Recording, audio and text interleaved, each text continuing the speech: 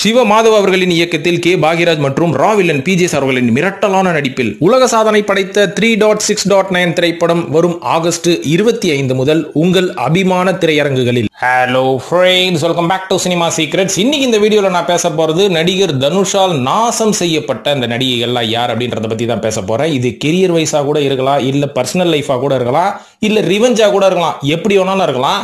எப்படி ஒரு நாசம் பண்ணாரு அப்படின்றத பத்தி தான் இந்த வீடியோல நான் பேச போறேன். இது கேட்ட உடனே ஒரு சில பேர் கண்டிப்பா என்ன கேள்வி கேட்பீங்க, ஏன்பா உனக்கு வேற வேலையே இல்லையா, ஏன் இப்படி எல்லாம் டாபிக் எடுத்து பேசுற அப்படின்ற மாதிரி. இதுக்கான பதில இந்த வீடியோட முடிவுல நான் சொல்ல போறேன், ஒரு பெரிய விளக்கம் கொடுக்க போறேன். அதனால இந்த வீடியோவை கடைசி வரைக்கும் பாருங்க. இப்ப நேரம் கடத்தாம வீடியோல போய் நடிகர் தனுஷ் அவர்கள் எந்தெந்த நடிகைகள் எல்லாம் நாசம் பண்ணாரு அப்படின்றத பத்தி பேசுவோம். இப்போ அதுக்கு முன்னாடி நம்ம சினிமா சீக்ரெட்ஸை சப்ஸ்கிரைப் பண்ணாதவங்க மறக்காம பண்ணுங்க. நம்ம சேனலுக்கு சப்போர்ட் பண்ணணும்னா மறக்காம மெம்பர்ஷிப்ல ஜாயின் பண்ணிட்டு இன்ஸ்டாகிராம் பக்கமும் வாங்க, நிறைய அரிய தகவல்கள் அங்க உங்களுக்கு காத்துட்டு இருக்கு. முதலாவதா சொல்ல போற நடிகை தான் நடிகை அமலா பால் அவர்கள். அமலா பால் அவர்கள் இன்னைக்கு அவர் திருமணம் செய்த விஜய் அவர்கள் கூட இல்ல, அப்புறம் வேற யார் கூடயோ சேர்த்து வச்சு இவங்க கான்ட்ரவர்சி எல்லாம் வெளில வந்துச்சு. வேற ஒருத்தர் இவங்க திருமணம் பண்ணிக்க போறாங்க அப்படின்ற மாதிரி நியூஸ் வந்தது. ஆனா இது எல்லாத்துக்கும் பிள்ளையார் சொல்லி போட்டது சாக்ஷாட் நம்ம தனுஷ் அவர்கள் தான். ஏன்னா தனுஷ் அவர்கள் பாத்தீங்கன்னா ஏஎல் விஜய் அவர்கள் அமலா பால திருமணம் பண்ணதுக்கு அப்புறம் வாமா உனக்கு ஒரு அருமையான வாய்ப்பு தரேன், அதுவும் நான் தயாரிக்க போற அம்மா கணக்கு அப்படின்ற மாதிரி ஒரு படத்துல அப்படின்ற மாதிரி கூப்பிட்டுருக்காரு. ஏன்னு பாத்தீங்கன்னா அப்பதான் ஏஎல் விஜயும் அமலா பாலும் ஒரு அக்ரிமெண்ட் போட்டாங்களாம், இனிமேல் நான் வந்து திருமணத்துக்கு அப்புறம் படம் நடிக்க மாட்டேன் அப்படின்ற மாதிரி. ஆனா விஜய் அவர்கள் நீ நடி ஒன்னும் தப்பு இல்லை அப்படின்ற மாதிரி சொல்லியிருக்காரு. ஆனா விஜயோட அப்பா இருக்காரு பாத்தீங்களா, அவர் என்ன சொல்லியிருக்காருன்னா, ஏமா நடிகெல்லாம் போவாத, ஒழுங்கா வீட்டோட மருமகளா இரு அப்படின்ற மாதிரி ஒரு பேச்சுவார்த்தை நடந்த ஒரு சில நாட்களிலேயே தனுஷ் அவர்கள் அமலா பாலை கூப்பிட்டு இந்த படத்துல நடின்ற மாதிரி வாய்ப்பு கொடுத்துருக்காரு. எதுக்கு வாய்ப்பு கொடுத்தாலும் நமக்கு தெரியாது, எப்படி வேணாலும் இருக்கலாம். ஆனா இதுக்கப்புறம் என்ன அவங்க வீட்டுல நடந்தது அப்படின்றது தாங்க வரலாறு. ஏன்னா இந்த படம் வந்து நடிச்சு முடிச்ச கையோட அமலா பால் அவர்கள் எப்போ வீட்டில் இருந்தாலும் 12 மணிக்கு தனுஷ் கிட்ட இருந்து போன் வருமா. எப்போ பாரு போன்ல நைட்டு 12 மணி ஆனா டெய்லி ஒரு மணி நேரம் பேசுறத பார்த்து ஆரம்பத்துல ஏஎல் விஜய் அவர்கள் விட்டுருக்காரு. அதுக்கப்புறம் இது தொடர்ந்து ஒரு பழக்கமானதுக்கு அப்புறம் செம கான்டாக்ட் இருக்கிறாரு மனுஷன். அப்பதான் இவங்க வீட்டுல பிரச்சனையே ஸ்டார்ட் ஆயிருக்குது. இதுக்கப்புறம் பாத்தீங்கன்னா இவங்க 2 பேர் ஏஎல் விஜயும் அமலா பாலும் பிரிஞ்சதுக்கு அப்புறம் அவங்க அமலா பால் தனியா ஒரு பிளாட் எடுத்து தங்கியிருக்காங்க. அப்போ தனுஷ் அவர்கள் ஐஸ்வர்யாவோட சண்டை இருக்கும் போது எப்ப பாரு அமலா பால் வீட்டுல தான் போய் நைட்டு ஸ்டே பண்ணுவாரா. இது ஐஸ்வர்யா அவர்களுக்கு தெரிந்ததுக்கு அப்புறம் ரஜினி கிட்ட கம்ப்ளைண்ட் பண்ணதுக்கு அப்புறம் ரஜினி போயிட்டு அமலா பால் வீட்டுல போய் வார்ன் பண்ணதா ஒரு கிசு வந்தது. அதுக்கப்புறம் அமலா பால் அதுக்கு பதில் என்ன சொல்லியிருக்காங்கன்னு பாத்தீங்கன்னா, முதல்ல உங்க மருமகன் நீங்க வரக்கூடாதுன்னு சொல்லுங்க அப்படின்ற மாதிரி ரஜினிக்கு அட்வைஸ் பண்ணி அமைச்சிருக்காங்களாம். இந்த பிரச்சனை காலப்போக்குல பூதாகரமா போனனாலதான் நம்ம தனுஷ் அவர்களுக்கும் ஐஸ்வர்யா அவர்களுக்கும் இன்னைக்கு ஒரு பிரிவு வந்து விட்டது.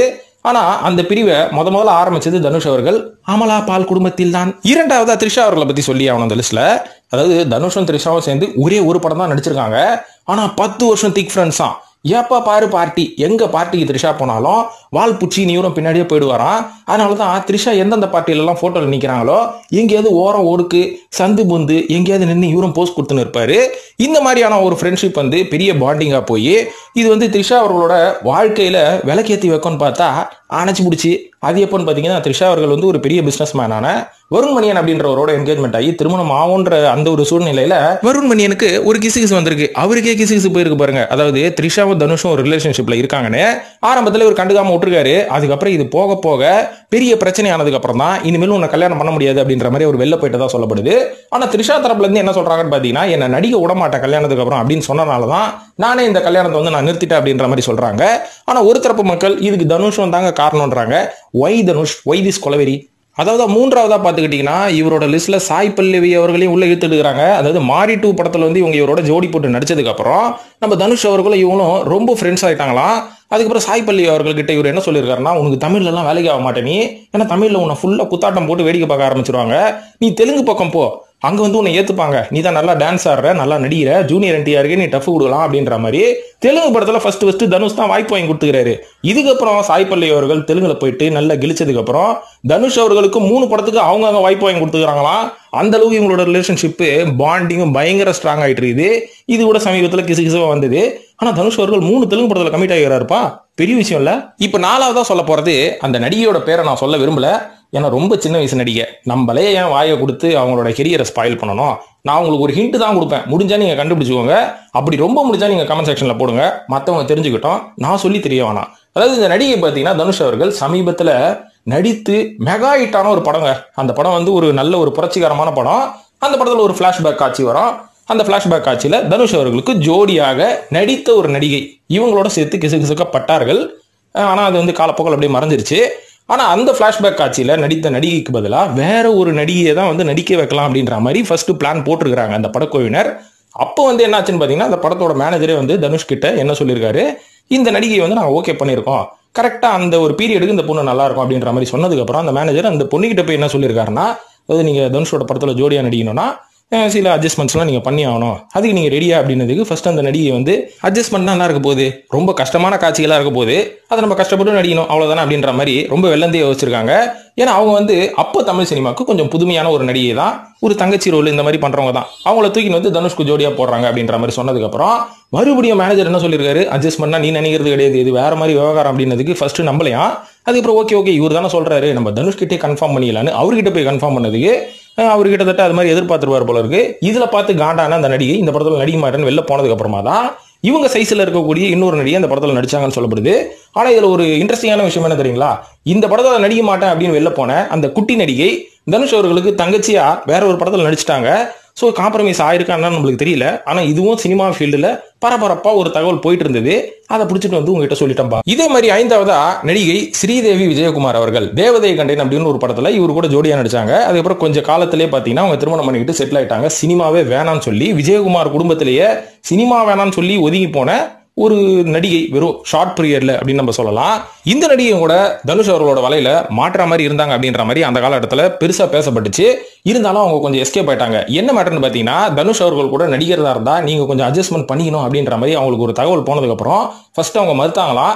அதுக்கப்புறம் அவங்களோட தந்தையை பாத்தீங்கன்னா, வாமா அட்ஜஸ்ட் பண்ணிக்கலாம் என்ன பண்றது அப்படின்ற மாதிரி சொன்னதாகவும், அதுக்கப்புறம் இந்த ஒரு விஷயம் வந்து அந்த நடிகைக்கு பிடிக்காதனால ரஜினி அவர்கள் கிட்ட போய் கம்ப்ளைண்ட் பண்ணதுக்கு அப்புறம் ரஜினி அவர்கள் தனுஷை வான் பண்ணனால அந்த நடிகை ஒரு அட்ஜஸ்ட்மெண்ட் கூப்பிடல அப்படின்ற மாதிரி ஒரு தகவல் வந்ததுங்க. இது எந்த அளவுக்கு உண்மை அப்படின்றது நம்மளுக்கு தெரியாது. அந்த காலகட்டத்தில் வந்ததை இப்ப நான் உங்களுக்கு சொல்லிட்டேன். நடந்திருக்கலாம், நடக்காம கூட இருந்திருக்கலாம். 7வதாக நடிகை ஸ்ருதி ஹாசன் அவர்கள் 3 அப்படின்ற ஒரு படத்துல தனுஷ்க்கு ஜோடியா நடிச்சாங்க. ஆனா ஃபர்ஸ்ட் சாய்ஸ் இவங்க கிடையாதான், வேற ஏதோ ஒரு நடிகை தான் சூஸ் பண்ணியிருக்காங்க. ஆனா இவங்க தான் வலிய வந்து இந்த படத்துல நான் நடிச்சே ஆகணும், நான் தனுஷோட தீவிர ரசிகை, அதனால எனக்கு ஒரு வாய்ப்பு கொடுங்கன்னு ஐஸ்வர்யா தனுஷ் கிட்ட கேட்டு இந்த படத்துள்ள வந்திருக்காங்க. அதுக்கப்புறம் ஒரு சில இன்டிமேசி காட்சியில எல்லாம் நடிச்சதுக்கு அப்புறம் இவங்களுக்குள்ள நல்ல கெமிஸ்ட்ரி ஒர்க் அவுட் ஆயிருக்கு. அதுக்கப்புறம் இவங்க 2 பேரும் திக் ஃப்ரெண்ட்ஸ் ஆயிருக்காங்க. இதுக்கப்புறம் வழக்கம் போல கான்ட்ரோவர்சிலேயே இவங்க 2 பேரும் சிக்கிக்கிட்டாங்க. இந்த கான்ட்ரோவர்சி பெரிய லெவல்ல பூதாகரம் ஆனதுக்கு அப்புறம் தனுஷ் அவர்களுக்கும் ஐஸ்வர்யா அவர்களுக்கும் ஒரு பெரிய பிரச்சனை உண்டாயிருக்குது ஃபேமிலியில. இந்த பிரச்சனையை வந்து ஐஸ்வர்யா அவர்கள் எப்படி ஹேண்டில் பண்ணாங்கன்னா, நேரா போய் ரஜினிகிட்டையும் கமல்கிட்டையும் கம்ப்ளைண்ட் பண்ணிட்டாங்களாம். இதுக்கப்புறம் இவங்க 2 பேரும் தனுஷையும் ஸ்ருதி ஹாசனையும் உட்கார வச்சு அட்வைஸ் பண்ணதுக்கு அப்புறம் இனிமேல் நம்ம பாத்துக்க வேணாம், பேசிக்க வேணாம், இன்னியோட நம்மளுக்கு பிரேக்கப் அப்படின்ற மாதிரி 2 பேரும் பிரிஞ்சுட்டதா சொல்லப்படுது. அன்னியில இருந்து ஸ்ருதி ஹாசன் இன்னி வரைக்கும் டிப்ரெஸ்டாவே இருக்கிறாங்க. 8வதா நடிகை பார்வதி மேனன் அவர்கள் தனுஷ் கூட ஒரே ஒரு படம் தான் நடிச்சாங்க. பெரிய கான்ட்ரோவர்சியில சிக்கினாங்க. என்ன கான்ட்ரோவர்சின்னு பாத்தீங்கன்னா, தனுஷ் கூட சேர்ந்து மரியான் அப்படின்னு ஒரு படத்துல நடிச்சாங்க. ஆள் பாக்குறதுக்கு பயங்கரமா இருந்தாங்க அந்த படத்துல. அதுக்கு முன்னாடி பூல வந்து சாதாரணமா தான் இருந்தாங்க அப்படின்னு தான் நம்ம சொல்லணும். ஆனா இந்த படத்துல நடிச்சு அந்த இன்டிமேசி காட்சியெல்லாம் வந்து பெரிய லெவல்ல பாப்புலர் ஆனதுக்கு அப்புறம் இவங்களுக்குள்ள ஒரு பெரிய கிசுகிசு வந்தது. இவங்களை பத்தி ஒரு கிசுகிசு வந்தது. இது பத்தி இவங்க 2 பேரும் மாத்தி மறுத்துக்கிட்டே இருந்தாங்க. அதுக்கப்புறம் ஒரு பிரஸ் மீட்ல படத்தை பத்தி கேள்வி கேளுங்கட்டானா இவங்க ரிலேஷன்ஷிப்பை பத்தி ஒருத்தர் கேட்டாரு. அதுக்கு செமகாண்டாய் போன பார்வதி மேனன் மைக்கெல்லாம் வச்சுட்டு தயவுசெய்து இந்த மாதிரி கேள்வி கேட்காதீங்கன்னு எழுந்து போயிட்டாங்க. இந்த கோவத்துக்கு என்ன அர்த்தம் அப்படின்ற மாதிரி இவங்களே ஒரு கதையை கட்டி எழுதுறாங்க. இதுவும் நடந்திருக்கலாம், நடக்காம கூட இருந்திருக்கலாம். 9வதா நடிகை சமந்தா அவர்களுடன் சேர்த்து வைக்கப்பட்ட தனுஷ் அவர்கள். இது எப்பன்னு பாத்தீங்கன்னா, சமந்தாக்கும் நாக சைத்தன்யாவுக்கும் திருமணம் ஆக போகுது அப்படின்ற ஒரு பீரியட்ல அப்படின்னு நம்ம சொல்லணும். ஏன்னா அந்த டைம்ல சமந்தாவும் நாக சைத்தன்யாவும் டேட்டிங்ல இருந்தாங்க, கல்யாணம் பண்ணிக்க போறேன் அப்படின்ற ஒரு முடிவுல இருந்தாங்க. அப்பதான் இவங்க தெரியாதனமா என்ன பண்ணாங்கன்னா, தனுஷ் கூட சேர்ந்து தங்கமகன் ஒரு படம் நடிச்சாங்க. இவர் கூட யாரெல்லாம் நடிக்கிறாங்களோ அவங்களெல்லாம் அசால்ட்டா உசார் பண்றவர் இவரு. அந்த அளவுக்கு ஒரு திறமை வாய்ந்த ஒரு நடிகர் அப்படின்னு நம்ம சொல்லணும், நடிப்பையும் தாண்டி. இந்த விஷயம் நாக சைத்தன்யா அவர்களுக்கு தெரிஞ்சதுக்கு அப்புறம் நேரடியாவே தனுஷ் கிட்ட வந்து பேசியிருக்காராம். ஏப்பா என் ஆளையாச்சும் விட்டு வைப்பா, தயவு செய்து விட்டுரு அப்படின்ற மாதிரி. அதாவது ராமராஜன் அவர்கள் பெரிய இலை போட்டு எல்லாத்தையும் சாப்பிடும் போது இதுதான் ஊறுகா, இதையாச்சும் விட்டு வைன்னுவாங்களே கவுண்டமணியோட மனைவி, அந்த மாதிரி கேட்டதுக்கு அப்புறம் ஊறுகா தானே விட்டு வச்சிடறேன் போ நீயே சாப்பிட்டுக்கோ அப்படின்ற மாதிரி தனுஷ் அவர்கள் பெருந்தன்மையாக சமந்தா அவர்களை நாக சைத்தன்யாவிடம் ஒப்படைத்து விட்டாராம்பா. 9வதா நடிகை சுசித்ரா அவர்கள். யார் இது? நடிகை சுசித்ராவா, சிங்கர் சுசித்ராவா, கான்ட்ரோவர்சியல் சுசித்ராவா, லீக்ஸ் சுசித்ராவா? லீக்ஸ் சுசித்ரான்னு சொல்லலாம். ஏன்னா இவங்க லீக் பண்ணதுக்கு அப்புறம் பல பேரோட மார்க்கெட்டு போச்சு, பல பேரோட மானமே போச்சுன்னு சொல்லணும். அந்த மானம் போல லிஸ்ட்ல தனுஷ் அவர்களும் ஒருத்தர், அனிருத்தோட சேர்த்துன்னு சொல்லலாம். ஏன்னா இவர் சுசித்ராவை கூட விட்டு வைக்கலன்னு சுசித்ராவே சொல்லிக்கிறாங்க. இதை நான் சொல்றது. ஏன்னா ஒரு பார்ட்டியில சுசித்ராவை கூட்டின்னு போயிட்டு அவங்க குடிக்கிற கூல்ட்ரிங்க்ஸ்ல எதையோ கலந்து ரேப் பண்ணி போட்டாங்களா இவங்கள. இதை வந்து பப்ளிக்கா வந்து இவங்க ட்விட்டர்ல ஃபேஸ்புக்கில் என்னென்னலாம் இருக்குதோ ஆர்குட்ல எல்லாத்துலேயும் போட்டுக்கிறாங்க பொழுது. இதனால தனுஷோட மானம் கொஞ்ச நாளைக்கு டேமேஜாக இருந்தது. அதுக்கப்புறம் கொஞ்ச நாள் கழிச்சு இதெல்லாம் நம்ம மறந்துட்டோம். நான் மறுபடியும் ஞாபகப்படுத்தி விட்டேன்.